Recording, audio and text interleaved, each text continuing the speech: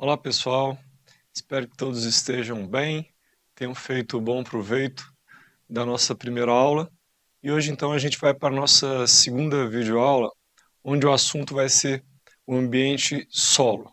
Então, o ambiente solo tem algumas características que a gente precisa chamar atenção para eles. Primeiro, é um ambiente heterogêneo, descontínuo e estruturado, dominado por uma fase sólida, que é composta de argila, humus e complexos organominerais, que formam unidades estruturais de tamanhos entre 0,2 micrômetros e 2 milímetros.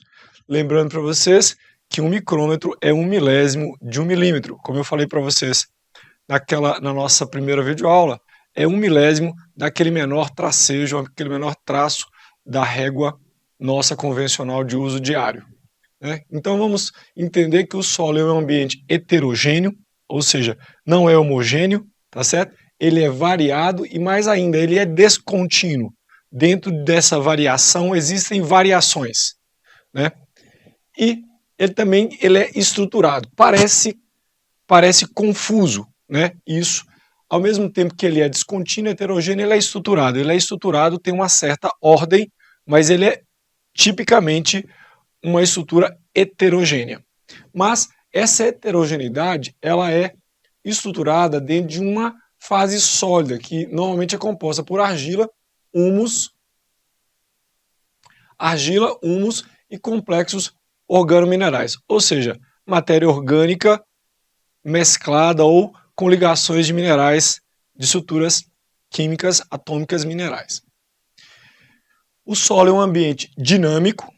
Isso é extremamente importante, e essa dinâmica do solo varia muito, ou seja, é função da variação de temperatura, né, e do ar presente. E normalmente essas duas grandezas, essas duas variáveis, elas são muito alteradas pela condição da água. Então, solos encharcados, solos com concentrações de saturação de água, solos desidratados, secos, vão responder a alterações ou variações de temperatura e concentração de ar, né, diferentes.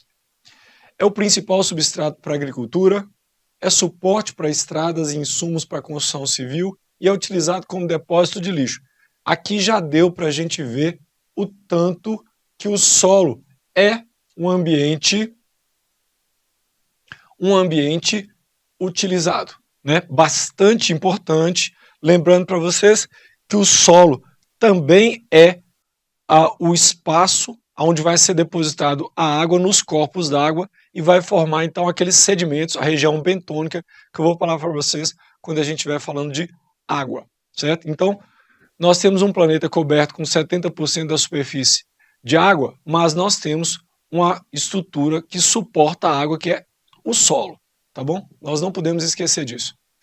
O solo, ele é formado por um processo denominado de intemperismo, é um processo longo, demorado, muito demorado, e tem características específicas que eu vou falar um pouquinho mais adiante para vocês, à medida que a gente for desenrolando o conhecimento, tá bom? Mas o intemperismo, ele se caracteriza por ser um processo de desgaste da rocha-mãe e formação, então, de uma estrutura mais polvilhada, que nós chamamos, então, de solo. A composição química do solo ela é determinante para a função dele, certo? Para o uso, para a aptidão, e nós sabemos que a composição química normalmente reporta, ou seja, tem as mesmas estruturas químicas da rocha matriz ou da rocha mãe. Então, a estrutura física também é determinante, e aí então isso vai determinar a porosidade, né? Vai determinar a granulosidade e a capacidade de acondicionamento de água ou de fluxo de água, que eu vou falar para vocês também um pouquinho mais adiante. E esses solos, eles estão organizados em forma de horizontes, que nós chamamos de perfil. Então, o perfil do solo, né, para a gente, é caracterizado por uma organização em forma de horizontes. Como eu falei para vocês, as propriedades físicas dos solos, eles variam. O solo ele é heterogêneo, tá certo? E ele é descontínuo. Então nós não podemos afirmar que todos os solos são iguais, hipótese nenhuma. Então, se nós tivermos de dizer algo, a gente vai dizer que os solos, na grande maioria, eles se diferem em área, em gleba e numa totalidade, né, no espaço, na paisagem, eles variam bastante. Então, mas de modo geral, na literatura vocês vão encontrar isso e não é algo tão errado assim. Nós vamos encontrar que o solo, normalmente, ele é composto por 25% de ar, 25% de água, né, 45% de partículas minerais e 5% de matéria orgânica. Observem bem, né? Eu não estou afirmando que todos os solos são assim. Essa é uma composição genérica, tá? E dentro desses 5% de matéria orgânica, nós temos que 80% desses 5% é composto de humus, 10% de raízes e 10% de organismos, certo? Desses organismos, nós vamos encontrar os micro-organismos que eu vou mencionar para vocês mais adiante. Observem bem, então 10% de 5% do solo são organismos, ok? Isso é importante. E vocês vão ver que isso faz muita diferença dentro da relação e da função do solo. Aqui dentro daquelas estruturas que eu falei para vocês anteriormente, né, o que nós chamamos de areia são estruturas que, particuladas, elas têm dimensões de 2 a 0,06 milímetros. O que nós chamamos de silt tem de 0,06 a 0,002 milímetros. E o que nós chamamos de argila tem uma composição, uma estrutura, uma dimensão menor do que 0,02 milímetros. Isso é importante porque mais adiante a gente vai montar isso tudo e você vai criar então uma imagem, certo? Uma imagem virtual, imaginária, logicamente, né? De como é que essa estrutura do solo se configura e como é que os micro-organismos se alojam ali dentro. Bom, é óbvio que para a gente manejar o solo, né, para a gente trabalhar com o solo, nós precisamos entender ou dar alguma denominação, alguma tipificação, alguma caracterização para esse solo. E foi desenvolvido então nos Estados Unidos, né, o FDA então, junto com as instituições de pesquisa nos Estados Unidos, esse triângulo, aonde ele tem um vértice que trata do teor, tá certo? Do teor de areia, aqui embaixo, do teor de silt e do teor de argila, tá certo? E aí então, com base na análise granulométrica, nós separamos isso em laboratório e a gente vê qual que é a proporção daquela massa medida que corresponde à areia, que quantidade ou que proporção corresponde a silt, que quantidade corresponde a argila, e a gente então vai nessas linhas e vamos encontrar o ponto de cruzamento, aqui no nosso exemplo, né, vai cair aqui num solo barro arenoso. Então, o nosso exemplo, cruzando esses pontos aqui, essa linha, tá certo? Com essa linha e com essa linha, nós vamos encontrar aqui uma posição de vértice desse triângulo que dá pra gente o entendimento que, se ele for 50% argila, 50% silt, 50% areia, nós teremos então um solo tipicamente barro ou argiloso, tá certo? Então, desculpe, né, um solo barro arenoso, tá?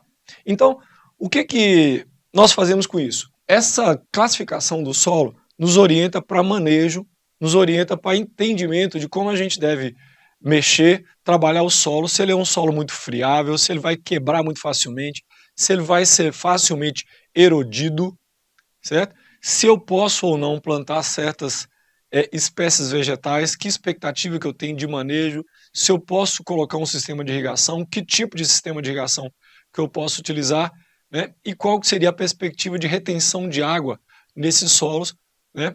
Ou o fluxo de água nesse solo. Então, tudo isso para a gente, essas informações são tão básicas e são muito importantes para a gente entender a parte física, química e, logicamente, vocês vão ver aqui a parte microbiológica também. Como eu falei para vocês, o solo está organizado em horizontes, e esses horizontes, então, definem o que nós chamamos de perfil. Normalmente, nós vamos até uma secção, uma área, uma uma parte da paisagem onde exista já um corte. Caso esse corte já exista, a gente aproveita para observar o perfil. Caso não exista, é recomendável que a gente corte, né? Faça aí um corte, uma secção, para a gente tentar então reconhecer esses elementos do horizonte, né, do solo, do perfil do solo, onde a gente vai encontrar então uma parte superior mais escura, tipicamente concentrada por matéria orgânica, né? E mais adiante a gente vai encontrando uma alteração do perfil com base na granulometria até nós chegarmos lá embaixo, certo? Que nós chamamos na rocha mãe ou rocha matriz. Então, aqui dentro de um desenho esquemático, né, nós teremos então um horizonte orgânico, tá certo? Ele é mais escurinho, mas em função da matéria orgânica. E até os 30 centímetros aproximadamente, nós vamos encontrar o que nós chamamos, incluindo o horizonte orgânico, nós chamamos de horizonte A, certo? Esse A significa de agrícola, certo? Então, nós temos aí uma imagem construída, certo? Da técnica agrícola. Então, nós usamos 30 centímetros para praticar agricultura. É a parte do solo que mais nos interessa para a agricultura. Muito diferente da geologia, certo? Que tem uma outro entendimento de importância para o solo. Para nós, né, que entendemos que queremos cultivar ou recuperar e regenerar o solo na condição de produtor, né, produção vegetal, para consequentemente habitação de flora e fauna, né, para recuperação de áreas degradadas principalmente, a gente tem essa leitura de horizonte agrícola. E lá abaixo nós vamos encontrar um horizonte B, um horizonte C e depois então a rocha mãe. Nós costumamos afirmar que na seção do horizonte A, no horizonte agrícola, nós vamos encontrar uma camada de eluviação, ou seja, uma camada onde a água tende a percolar. E aqui eu vou fazer um grifo para que vocês possam entender, certo? E memorizarem. A água percola, ok? A água percola, ela desce pelo solo, tá certo? Pelo perfil do solo. Os nutrientes lixiviam, certo? Então os sólidos, estruturas sólidas lixiviam, estrutura líquida percola. Isso é muito importante para a gente poder alinhar os nossos conceitos para vocês entenderem o vocabulário técnico. E nós vamos encontrar também uma área que vai delimitar uma seção de iluviação, ou seja, a água não tende a descer, mas ela tende a subir um pouco, né? Então ela tende a capilarizar, né? Então gerando uma certa acomodação entre a água que desce e uma tendência da água em ser retida. Isso é muito importante para a gente então encontrar, né, os pontos dentro do perfil onde o solo normalmente satura ou ele tende a saturar. Bom, quando nós falamos de micro-organismos, que é o que realmente nos interessa nessa aula, nós temos que pensar que eles são responsáveis por ciclar os nutrientes, ou seja, transformar os nutrientes de uma condição para outra.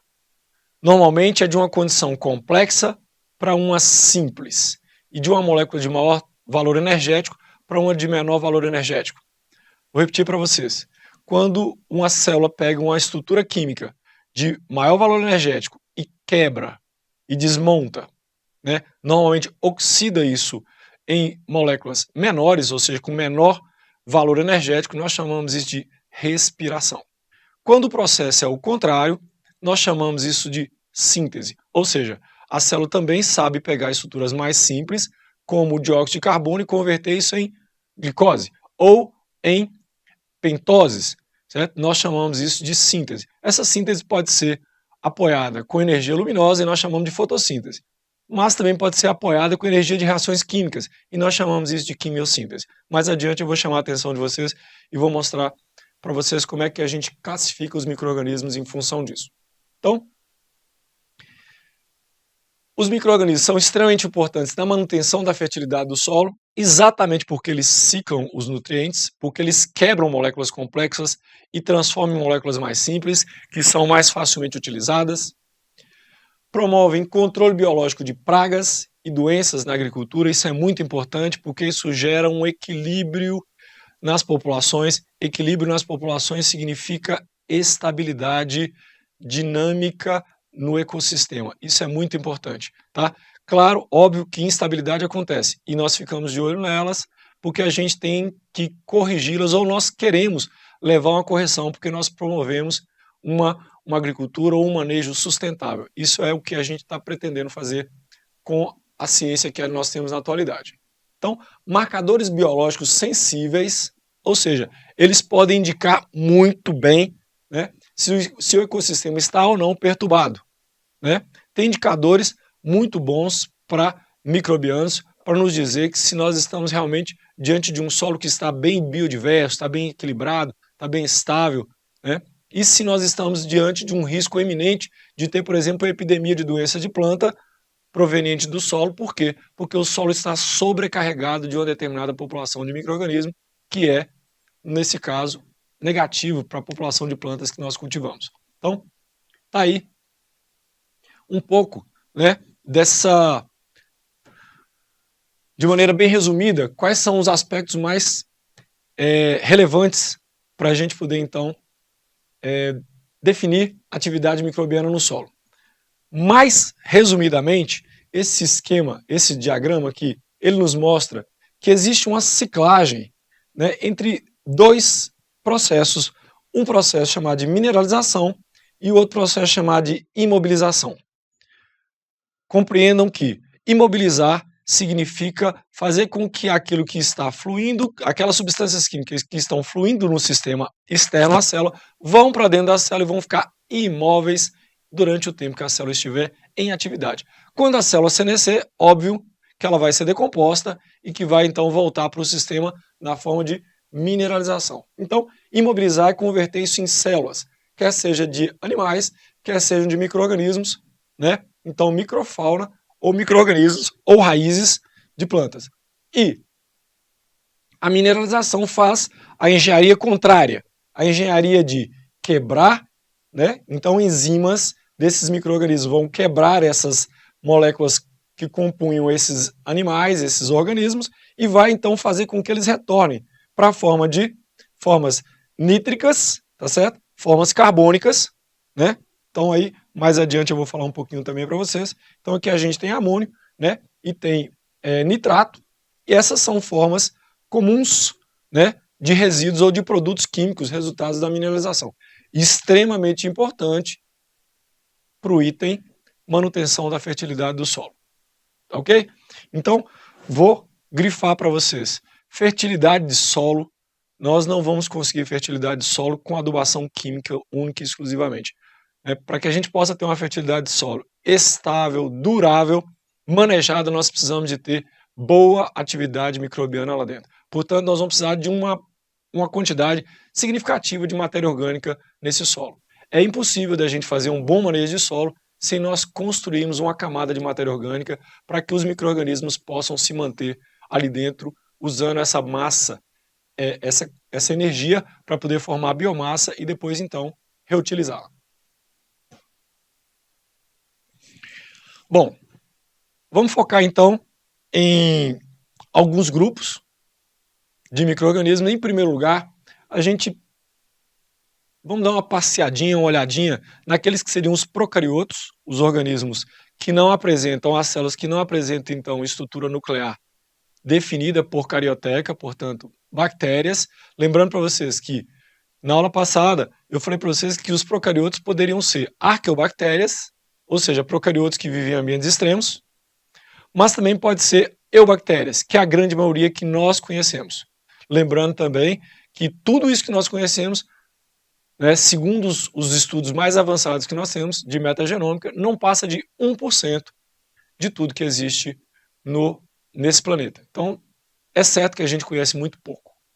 Então, as bactérias no solo, elas são, na maioria, quimiotróficas, vou falar disso para vocês agorinha, portanto, elas têm trofia, elas têm preferência, elas gostam, né, de reações químicas, portanto, elas obtêm energia de reações químicas, embora, em alguns casos, em algumas condições, haja predominância de bactérias fototróficas, ou seja, que gostam de luz, ou seja, que utilizam a luz como energia para então construir, fazer síntese, construir novas moléculas. Tá certo? Então, estima-se que existem mais de 800 espécies bacterianas, sendo a maioria residente no horizonte superficial do solo. Olha o que eu falei para vocês anteriormente. Então, olha como é que a matéria orgânica funciona como sendo uma bomba energética para que essa galera aí possa trabalhar e funcionar, né? E próximas às rizosferas, ou seja, naquela região que circunda a raiz, as radículas das plantas. Isso é extremamente importante. E partículas orgânicas, ou seja, né,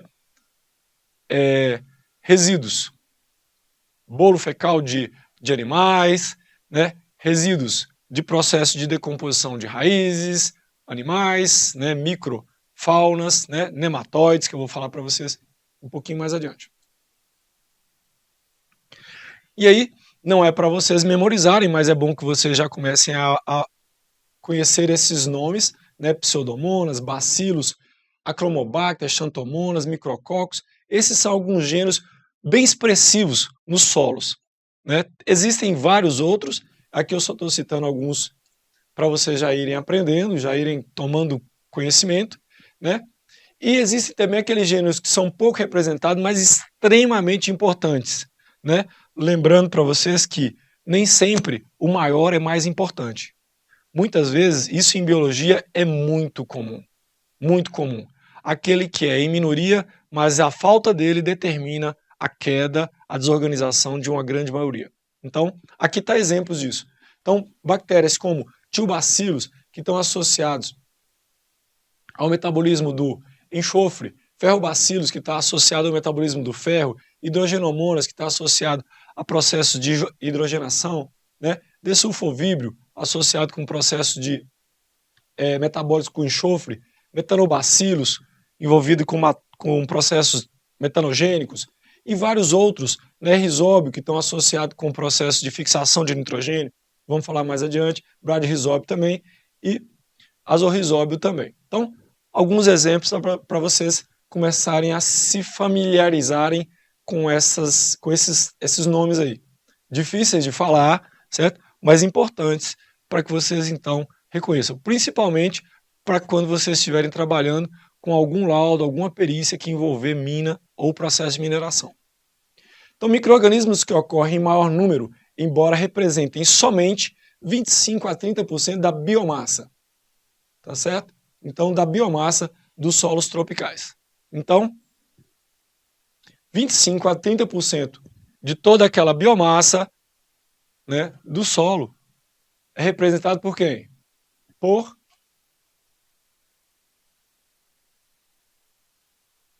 bactérias, ou seja, procariotos. Lembrando aí, gente, que esses relatos são relatos genéricos, tá certo? Cada situação é uma situação específica. E a densidade desses micro-organismos no solo é função da umidade, da alcalinidade e do teor de matéria orgânica. O teor de matéria orgânica eu já mencionei para vocês anteriormente, já não é nenhuma novidade. Mas a questão da alcalinidade é uma novidade para vocês. De modo geral, os procariotos, ou seja, as bactérias, têm preferência por solos alcalinizados, pH 6,5, certo? Se o pH ficar 7, então eles estão em casa, elas estão em casa confortabilíssimas, certo? Mas não são todos os procariotos, não são todas as bactérias que gostam de solos alcalinos.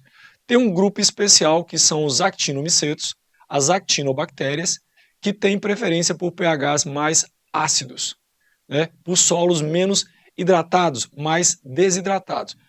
Já as bactérias, no sentido maior, têm preferência por solos mais úmidos, não encharcados, porque lembrando que se encharcar e tirar toda a quantidade de oxigênio ali dentro, o solo vai ficar então anóxico, e aí então as condições ficam levemente inóspitas para todos os micro-organismos de modo geral, tá ok?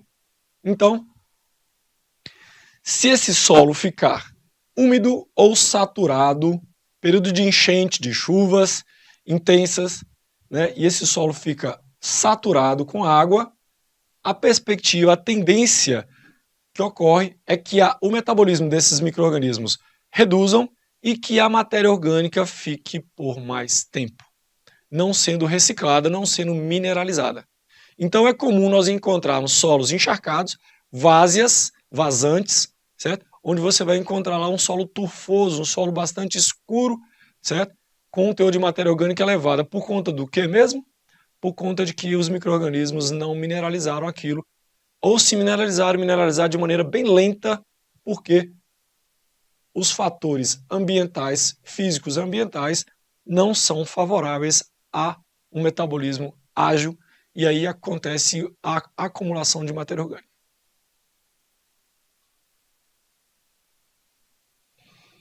São importantes, então, como decompositores, nós já mencionamos isso, né, da matéria orgânica, e ciclagem de nutrientes, né, nenhuma novidade. Transformações bioquímicas específicas, aqui tem novidade para vocês, nitrificação e denitrificação. Mais alguns minutos eu falo para vocês sobre esse assunto. Fixação biológica de nitrogênio, muito importante isso, extremamente importante, merece uma parte nessa nossa aula. Ação antagônica a patógenos, né, de vegetais e de animais, portanto, tem bactérias que combatem outros micro-organismos que causam doenças em plantas e animais, portanto, auxilia a gente, certo? Auxilia o sistema no controle dessas doenças em plantas, principalmente, e animais.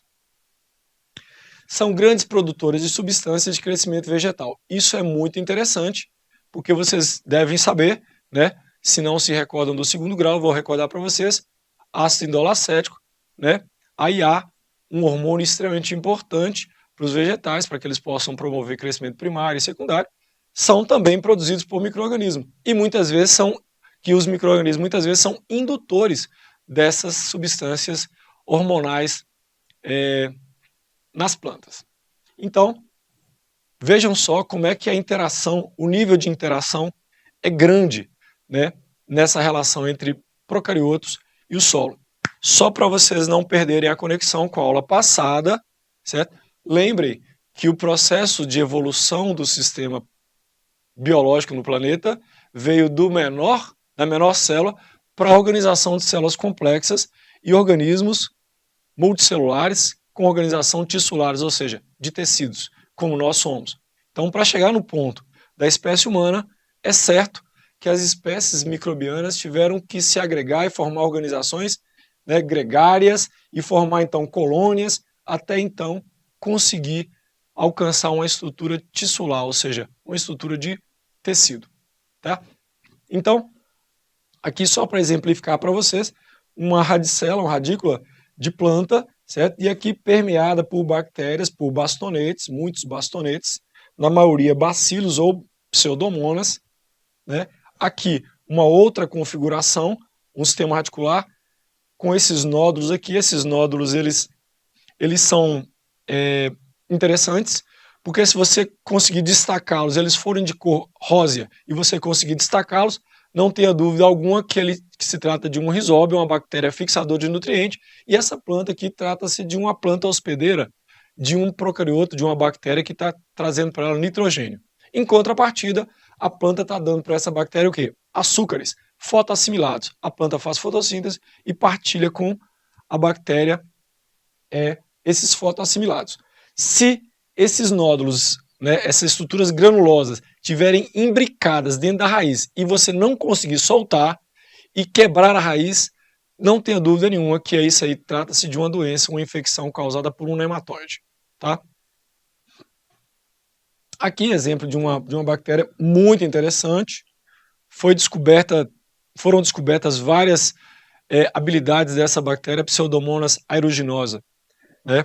Pseudomonas fluorescens, extremamente interessantes para vocês terem ideia, são bactérias que conseguem nuclear o gelo. Se nós pulverizarmos isso, como é feito nos Estados Unidos em algumas situações, pulveriza-se essa bactéria sobre as folhas e no período de geada, o gelo então concentra-se ao redor, mas não quebra o tecido, a folha da planta, porque essa bactéria ela consegue produzir proteínas que nucleiam e protegem essa folha de tal forma que a folha não queima com a nevasca, com o gelo, né? Muito interessante essas habilidades.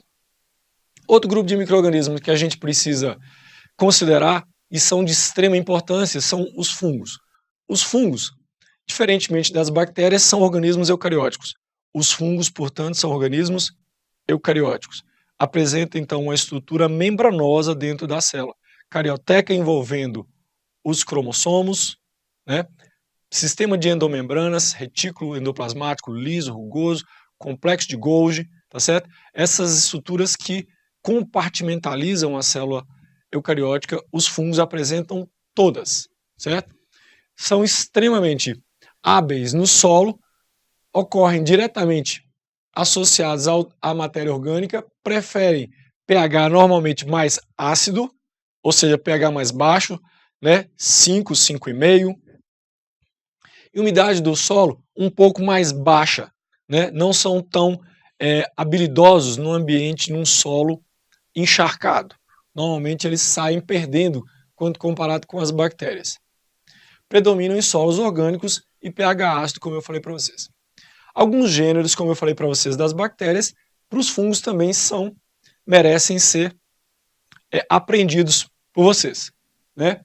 E aí a gente tem penicílio, Rhizoctonia, Alternaria, Coletótrico, Pythium, Fusário, Phytophthora, Rhizopus, Pilóbulos, Gamenomyces, Verticílio, Quetômio. E esses fungos, eles têm envolvimento tanto como patógenos de plantas, como também têm envolvimento como agente de controle biológico desses patógenos de planta.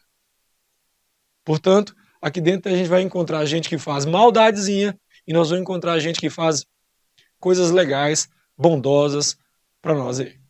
Então, atividades mais expressivas, e eu quero então dar uma focada com vocês um pouquinho mais nisso aqui. Atividades mais expressivas, decomposição de restos vegetais, desenvolvimento de relações mutualísticas, é o caso das micorrizas, desenvolvimento de relações parasitárias, é o caso dos fitopatógenos, os que causam doenças em plantas, e agentes de controle biológico, né? É o caso de hiperparasitas, ou seja, fungos que parasitam fungos, certo?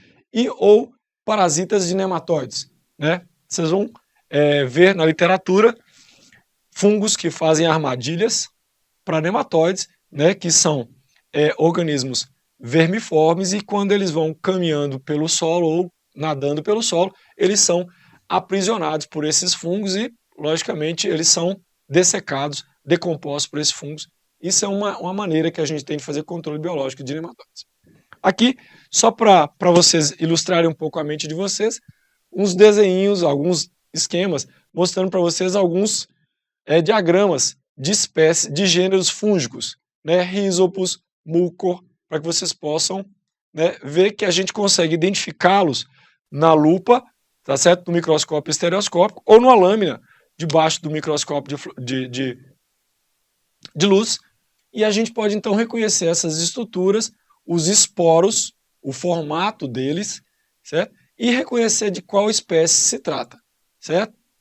Então aqui a gente tem esporos e aqui nós temos uma estrutura que produz esporos que nós chamamos de esporangióforo, ou aquela estrutura, né, como se fosse uma árvorezinha que produz lá os frutos. Esses frutos nós chamamos de esporos e a árvorezinha que produz os frutos nós chamamos de esporangióforo, né? Essas estruturas nos auxiliam a reconhecer qual espécie que se trata. Bom, como eu falei para vocês, um aspecto importante, né, que merece destaque dentro dessas relações dos fungos com o solo, são os fungos micorrízicos. E essa relação, ela é uma relação mutualística. Ou seja, é uma relação onde você tem uma participação de dois organismos, né, no caso aqui, um fungo e uma planta, e essa relação ela é benéfica para ambas as partes. Então nós temos um positivo para um lado e positivo para o outro. Nós chamamos então de uma relação positivo barra positivo, né? Então aqui uma fotografia, né? Um amigo fotografia mostrando então que entre as células, né? No espaço apoplástico, esses fungos eles conseguem se desenvolver e eles canalizam-se até a parte da raiz e nessa interface aqui, ó, eles trocam com a célula o quê? Fósforo. Então eles cedem para a planta fósforo orgânico, que vai então se ligar a ADP na membrana citoplasmática e vai se converter em ATP. Em contrapartida, a planta dá para ele o quê? Açúcares. Essa relação mutualística, né, de troca é muito interessante, importante, extremamente importante em florestas. Então tem muitas espécies florestais que só se adaptam, só se ajustam ao ecossistema, ao solo, se tiver um fungo associado a ela. Da mesma forma, orquídeas. As orquídeas também são mestres em fazer relação mutualística com esses micro-organismos. Aqui, um amigo fotografia muito interessante, mostrando então a raiz da planta e aqui então o fungo formando um crescimento cotonoso, que é chamado de micélio, certo? E penetra para dentro do tecido e faz essa relação de troca e de parceria com a planta. Outro grupo de micro-organismos que merece destaque são as algas, e é um grupo bastante diversificado morfologicamente e fisiologicamente, e é representado principalmente por clorofícias, certo? E cianofícias. Não sei se você se recorda, mas eu falei para vocês na aula passada de cianobactérias. Então, cianofícias, cianobactérias são tradicionalmente grandes produtoras de quê? Lembram? Grandes produtoras de açúcares baseados em fotossíntese e também são exímios fixadores de nitrogênio. Então observem bem que elas conseguem fazer uma respiração usando nitrogênio, tá certo? E conseguem fazer fotossíntese, ou seja, síntese usando a luz. Se tivermos então dentro de uma situação de encharcamento, sem oxigênio, pode ter certeza que elas vão se dar bem. Se tiver luz, elas vão se dar bem, certo? E aqui nós temos alguns exemplos, né? Anabena, nostoc, né? São algumas grandes fixadoras de nitrogênio. São potenciais produtores de biomassa e aqui tem um aspecto muito importante, certo? Que são pioneiros quando elas estabelecem relações com fungos e formam aquilo que nós chamamos de líquens. Os líquens então são o quê? Isso aqui, tá certo? Que é uma associação entre algas e fungos ascomicotas, ou seja, fungos que produzem estruturas parecidas com orelhas de pau, né? Muito interessantes. E essa parceria é muito importante no processo de intemperização, de formação do solo. Então, a rocha está lá, esses micro-organismos chegam, fazem parceria, começam a acidificar a rocha, começam a fendilhar a rocha, enquanto a alga fotoassimila e dá para o fungo glicose e açúcares, o fungo dá para ela também aquilo que ele vai retirando da rocha e vai polvilhando e vai começando a formar aquilo que nós chamamos de solo. Então, organismos pioneiros na formação do solo são os líquens, que na verdade é uma relação simbiótica entre fungos e algas, ok? São muito importantes também na relação dos solos. Outro grupo de organismos que merece atenção, né, são o que nós chamamos de microfaunas. Aqui é constituído basicamente por animais microscópicos, com diâmetro menor do que 0,16, né, milímetros. Aqui nós temos nematóides. Esses nematóides podem ser saprofíticos, mas também podem ser também fitopatógenos, tá certo? Então, nós temos aí protozoários, tanto mastigófilos como ciliados, né, ou flagelados, né, ou forma ameboides, importantes agentes predadores de patógenos, reguladores de populações, e são importantes agentes decompositores. Eles quebram, trituram, né, folhiço e etc., e os micro-organismos aumentam a eficiência. Aqui para vocês verem, né, nessa microfotografia, um paramécio aqui, um protozoário ciliado, e aqui fragmentos, né, de argila. Aqui dá para ver um nematóide, e aqui são ovos de um nematóide muito complicado de lidar com ele, que é causador de doenças em soja. Bom, para a gente então linearizar, nós precisamos saber que existe a diferenciação, a separação dos micro-organismos com base nos seus modos de nutrição. Nós podemos ter que eles podem ser fototróficos ou eles podem ser quimiotróficos. Isso com base na fonte de energia. Se a fonte de energia for a luz, eles seriam fototróficos. Se a fonte de energia vier de reações químicas, quimiotróficos. Se a fonte de carbono vier do CO2, nós chamamos eles de autotróficos. Se vierem de compostos orgânicos já previamente formados, nós chamamos eles de organotróficos. Isso é muito importante para vocês, não deixem de entender isso. Então nós temos 4 grandes grupos nutricionais. Se a fonte de carbono, se a fonte de energia for de reações químicas, certo? Nós podemos ter que a fonte de carbono é CO2 e ele é quimio-autotrófico. Mas se a fonte de carbono for compostos orgânicos, ele é quimio-organotrófico. Se a fonte de energia for luz, ele é fototrófico. Mas se a fonte de energia for a luz e carbono CO2, ele é fotoautotrófico. Tipicamente as plantas, certo? Como a gente já conhece.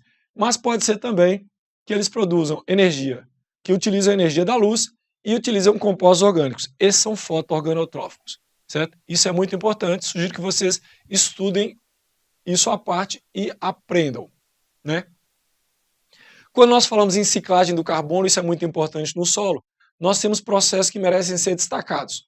A fotossíntese, né, que é um processo de acúmulo de carbono, o processo de respiração, que é um processo de quebra de moléculas de glicose e liberação de dióxido de carbono, a produção de biomassa, que é o aumento de células, certo? A formação de tecidos, como nos vegetais, a morte, que é a decomposição, tá certo? A decomposição desse material e a fixação de nitrogênio, que é uma forma química complementar dessas reações, extremamente necessário para que ocorra a vida, a biogênese no solo. Para a gente então finalizar, eu preciso que vocês compreendam o que seria o ciclo do nitrogênio. O ciclo do nitrogênio envolve a fixação do nitrogênio, ou seja, o nitrogênio atmosférico, né, ele vai descer e vai ser convertido numa forma nítrica que pode ser amônio, tá certo? Ou nitrito ou nitrato. As bactérias nitrificantes, elas vão pegar essa forma, certo? E vão utilizar essa substância química, oxidá-la, no caso as nitrossomonas, e vai produzir nitrito e liberar energia. As nitrobactas vão pegar esse nitrito, vão oxidar novamente e vão produzir nitrato e liberar energia. E as denitrificadoras, elas vão pegar essas substâncias nitrito e nitrato e vão, então, e amônio, vão retornar à atmosfera na forma de N2. Isso volta para a atmosfera. Então nós temos um ciclo de descida, tá certo? E nós temos um ciclo de subida do N2. Então, aqui nós temos os nódulos, aqui elas fixam o nitrogênio, certo? Trocam o nitrogênio com a planta, tá certo? Cedendo para a planta o nitrato, tá certo? Converte isso então em nitrato, em proteínas, e a planta então transfere isso para as partes aéreas, certo? Ou elas podem já entregar para a planta o amônio prontinho e a planta já monta o aminoácido e um abraço, vantagem para a planta, e a planta logicamente cede para a bactéria que está aqui nodulando ela, cede açúcares para ela. Bom, esses aspectos, gente, são os aspectos fisiológicos mais importantes, né, a serem chamados nesse nosso curto espaço de tempo para falar sobre microbiologia do solo. Eu espero que vocês tenham entendido um pouco mais sobre isso, né, destacado os micro-organismos mais relevantes, e aí nós precisamos continuar com os estudos, porque sem complementar a gente não consegue entender todos os processos. Muito obrigado, um abraço a todos.